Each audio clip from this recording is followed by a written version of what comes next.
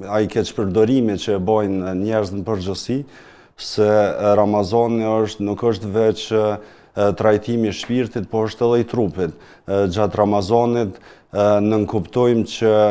trupi ka nevojë për pak, domethënë edhe pse pak ushqemi, prap ne mbijetojmë edhe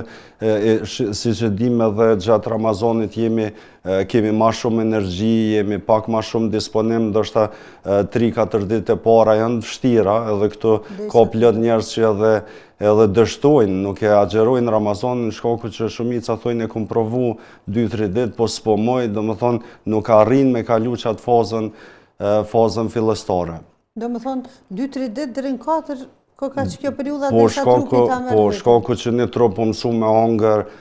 5 herë në ditje, ëmbëlsira, pijet gazume me sheqer, tash trupi u adaptu në qatë gjendje. Edhe e dim shpesh herë njerëz t'i kap ajo panika për me pi Coca-Cola se thot mro sheqeri, han diçka, e tash për një herë kur t'kalon këtë fazën kur ti i eliminon krejt ato me cilat materje u mësu trupi me funksionu,